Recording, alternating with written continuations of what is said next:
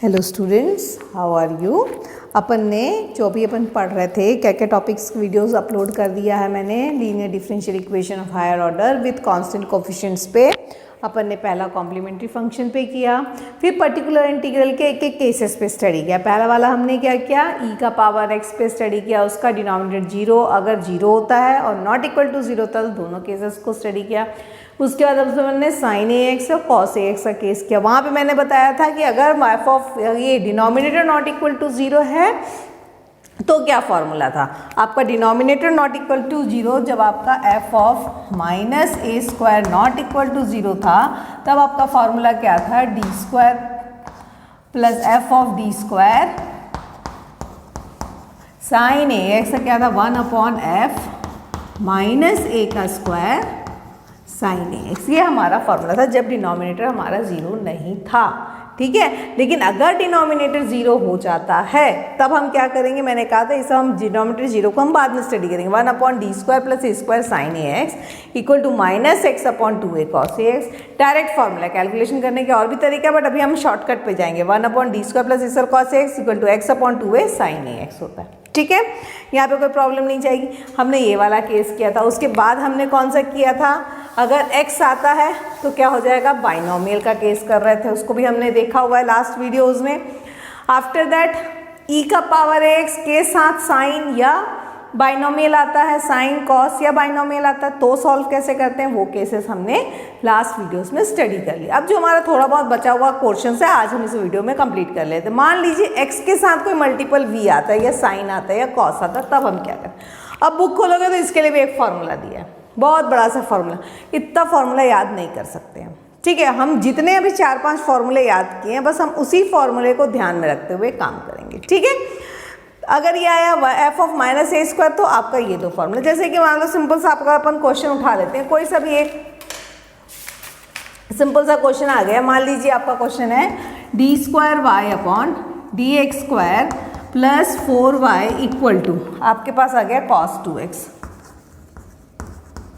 दिख रहा है क्या हो जाएगा आपका कॉम्प्लीमेंट्री फंक्शन, तो भाई हमको सब में निकालना है, ठीक है। आता है हमको, क्या आ जाएगा कॉम्प्लीमेंट्री फंक्शन, बताओ d² प्लस 4 का क्या आ जाएगा, -4 चला गया तो क्या आ गया प्लस माइनस 2i, यानी क्या आ जाएगा इसका बताइए, c1 cos 2x plus c2 sin 2x। Particular integral के लिए क्या आ गया, 1 क्या आ गया बताइए, d² प्लस 4 cos 2x। तो हम पहला तो हम नॉर्मल जो फॉर्मूला उसी से चेक करेंगे। हमारा फॉर्मूला क्या है 1/d, यानी f ऑफ, अभी बताया ना 1/f ऑफ d² जहाँ आता है वहाँ पे 1/f ऑफ माइनस a का स्क्वायर करना है, माइनस a का स्क्वायर, 2 का स्क्वायर क्या 4 प्लस 4 cos 2x, यानी डिनोमिनेटर क्या आ गया equal to 0। Denominator equal to 0 आ गया तो डायरेक्ट हमको कौन सा फॉर्मूला लगाना है, यहाँ का। मतलब हमारा फॉर्मूला क्या है, d² प्लस 4 को क्या लिख सकते हैं अपन, 2 का स्क्वायर cos ax, यानी a की वैल्यू क्या है मेरी यहाँ पे 2। मेरा फॉर्मूला क्या आ गया यहाँ से, x 2 × 2 sin 2x। आपका डायरेक्ट आंसर आ गया x sin 2x/4, राइट। तो ये आसान तरीका है आपका, ये तो सिंपल सा तरीका। अगर ऐसा दे दिया हमने कॉम्प्लीमेंट्री निकाला, यहाँ पे देखा डिनोमिनेटर 0 हमने कर लिया, हो गया आंसर आ गया, ठीक। लेकिन भाई जरूरी तो ना क्वेश्चंस हमारे इतने इजी आएंगे कि हम डायरेक्ट क्वेश्चंस बना पाएंगे। मान लीजिए क्वेश्चन आपका इस तरीके का, देखिए मान लीजिए क्वेश्चंस जो हैं आपके किस तरीके के हैं, d² माइनस 6d प्लस 13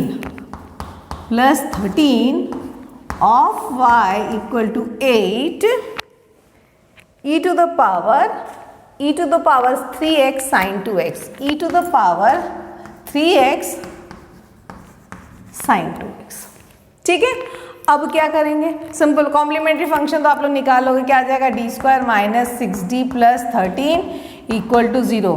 क्या आ जाएगा, फैक्टराइज हो जाएगा क्या, ये नहीं होगा, 6 और 13 तो हो ही नहीं सकता। फॉर्मूला क्या आपको यहाँ पे लगाना पड़ेगा वही, क्या d इक्वल टू क्या आ जाएगा -b² यानी 6 प्लस माइनस √6 का स्क्वायर 36 -4 × 13/2, ठीक है, तो इससे आपका जो भी आंसर आ रहा है, आपका आंसर आ रहा है 3 + -2i। आपका आंसर आ गया 3 + -2i। ऑब्वियसली ये बड़ा है, ये छोटा है, तो नेगेटिव आएगा, बाहर आएगा। ठीक है, तो ये आ गया हमारा, यानी हमारा कॉम्प्लीमेंट्री फंक्शन क्या हो गया भाई? कॉम्प्लीमेंट्री फंक्शन क्या हो गया? e⁻3x क्या आ गया? c1 cos 2x + c2 sin 2x। तो ये तो मेरा कॉम्प्लीमेंट्री फंक्शन बन गया। ठीक है, पीआई के लिए हम क्या करेंगे भाई? पीआई के लिए हमारे पास फॉर्मूला है, देखो ई और साइन दोनों है, तो जब भी ई रहता है 1 क्या आ गया?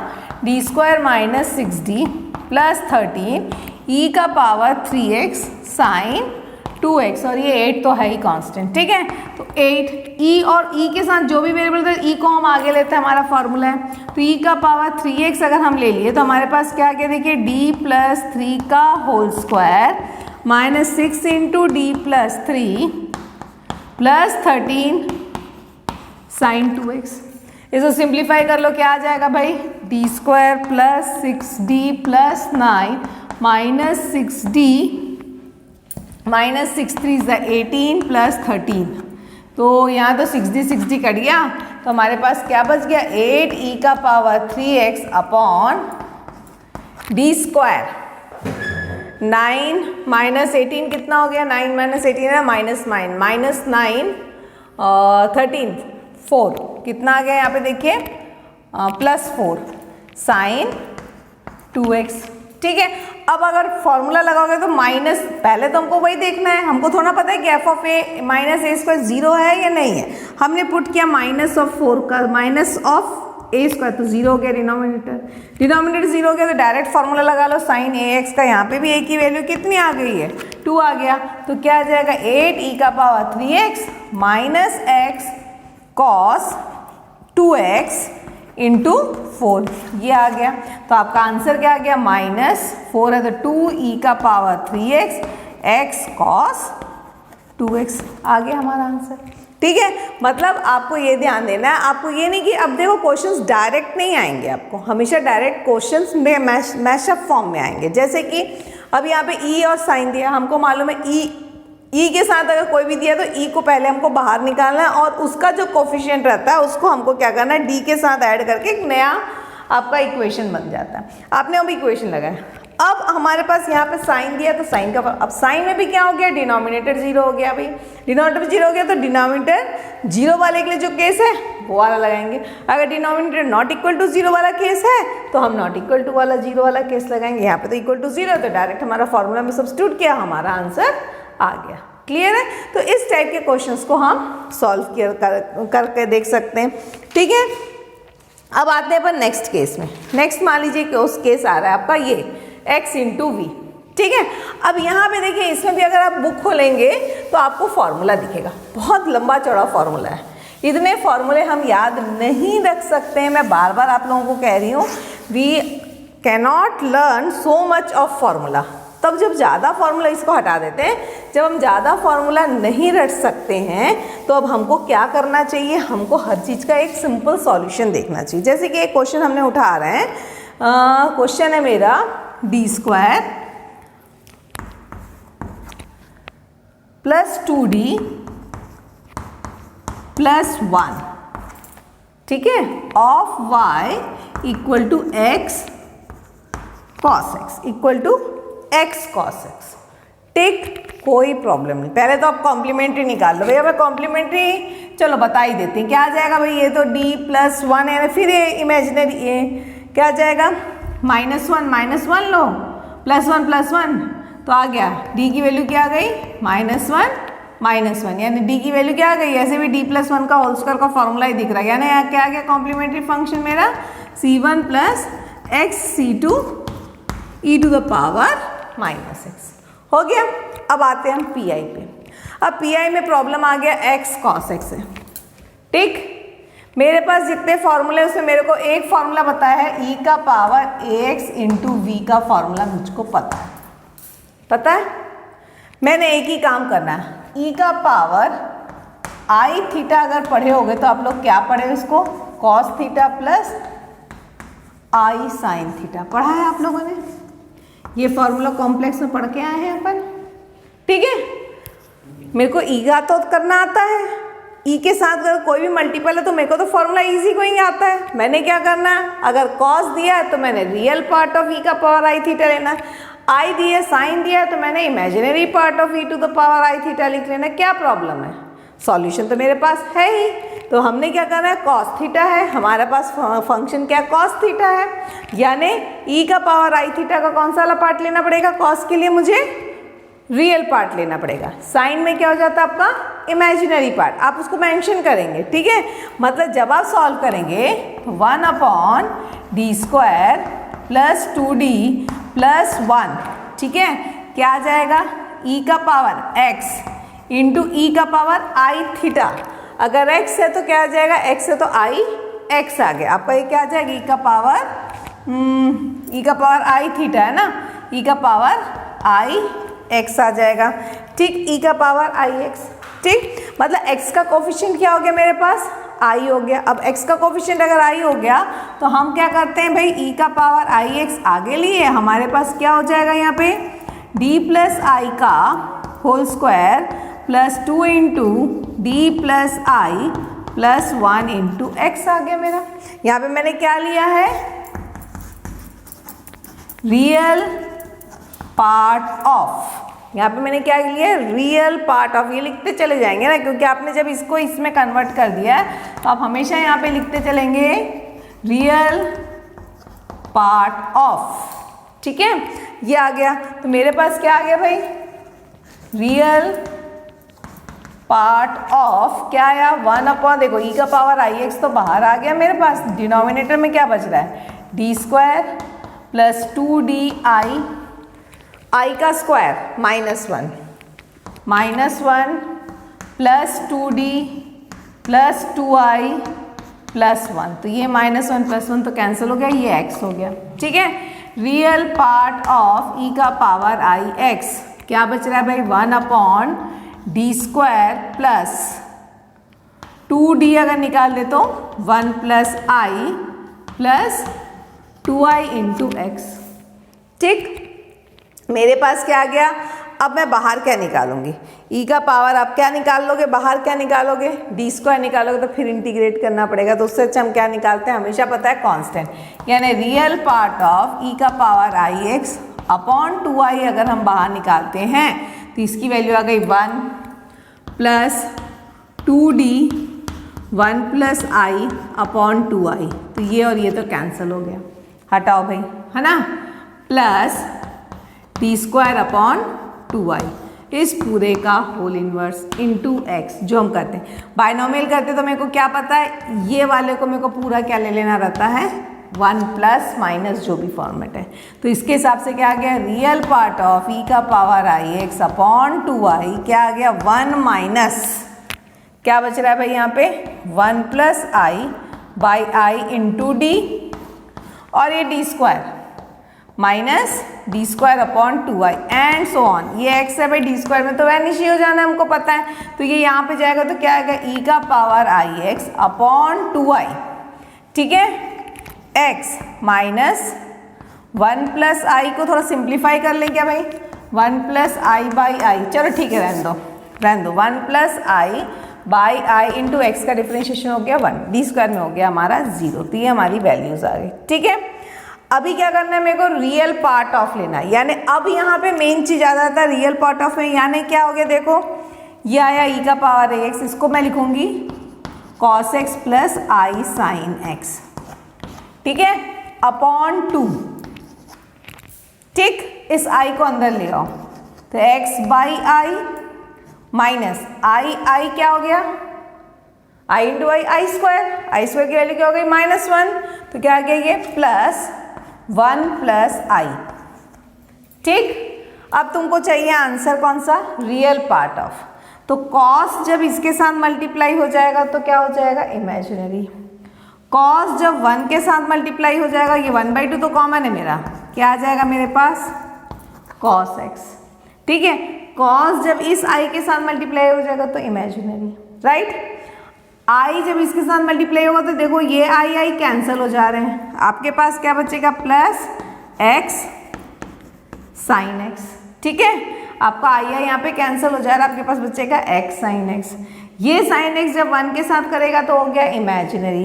अब ये आई और ये आई हो जाएगा तो माइनस, तो क्या आ जाएगा माइनस साइन x। तो ये कौन से आंसर्स आ गए जो मेरे रियल हैं।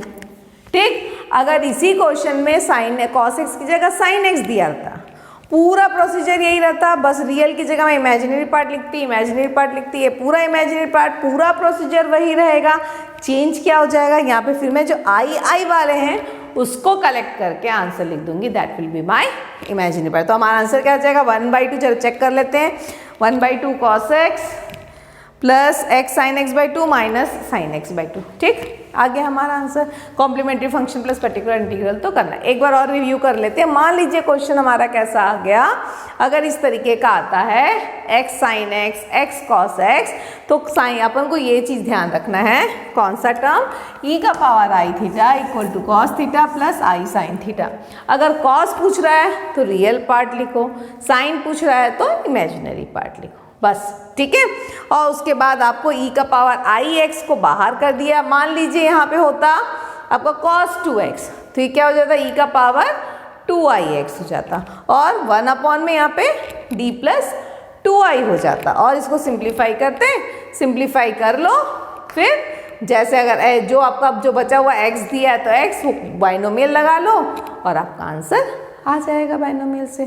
ठीक है, आखिरी में फिर याद रखना है, अगर कॉस है तो रियल पार्ट को कलेक्ट करना है, साइन है तो इमेजिनरी पार्ट को कलेक्ट करना है। इतना तो मेरे ख्याल से आ जाएगा, मेरे ख्याल से कोई प्रॉब्लम नहीं जाएगी। ठीक है, तो ये एक केस है जिसको हम आसानी से सॉल्व कर सकते हैं। ठीक है, अब ये सब के अलावा कई बार एक क्वेश्चन और हम देख लेते हैं जो अक्सर कॉम्पिटिटिव में पूछा जाता है, लेकिन बच्चे गलती करते हैं उसको। ठीक है, क्वेश्चन ऐसा है, देख के कंफ्यूज जाते हैं, अगर e भी दे दिया, x भी दे दिया, साइन भी दे दिया, तब क्या करेंगे भाई। अभी तक तो दो दो का मल्टीपल ले रहे थे हम, मान लो तीनों दे दिया, e भी दे दिया, x भी दे दिया, साइन भी दे दिया, तब क्या करेंगे। ठीक है, तीनों रहेगा तब हम कैसे सॉल्व करेंगे भाई। ठीक, जैसे कि एक क्वेश्चन उठा लेते हैं हम,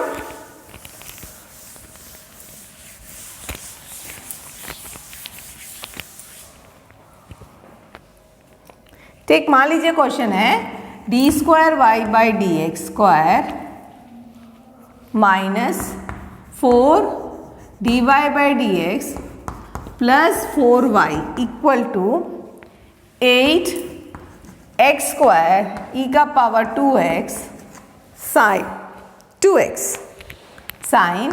2x। ठीक, ये तो दिख गया मेरे को, d + 2 का होल स्क्वायर है, t + 2 का होल स्क्वायर, तो कॉम्प्लीमेंट्री फंक्शन माइनस माइनस आ गया मेरा, तो d + 2 का आपका क्या है, होल स्क्वायर है, तो आंसर क्या आ गया, d - 2 का होल स्क्वायर है, तो आपका आंसर क्या आ गया 2, तो आपका कॉम्प्लीमेंट्री फंक्शन आ गया c1 + x c2 e का पावर 2x। यहाँ कोई प्रॉब्लम नहीं है, मेरी प्रॉब्लम आएगी अभी यहाँ पे, ये देखो तीनों मल्टीपल है। ठीक, कोई हड़बड़ाने की जरूरत नहीं, मेरे को क्या मतलब 1 क्या आ गया मेरे पास, d² - 4d + 4। ठीक, 8 को तो कांस्टेंट है, बाहर ही कर लो, x² e का पावर 2x साइन 2x। सबसे पहले क्या काम करना है, इसको ये मेरा बहुत अच्छा चीज़ है, इसको उठा के बाहर कर दो। ठीक है, बाहर कर दिया, यानी क्या आ गया 8 e का पावर 2x, तो डिनोमिनेटर में क्या चेंजेस हो जाते हैं, सीधा d + 2 का whole square minus 4 × d + 2 + 4 x sine 2x। अब ये सिंप्लीफाई हो गया, क्या बन जा रहा है भाई, d² + 4d + 4 - 4d -8 + 4, ये सारा कैंसिल, आपके पास क्या आ गया 8 e का power 2x upon 1/d² x sine 2x।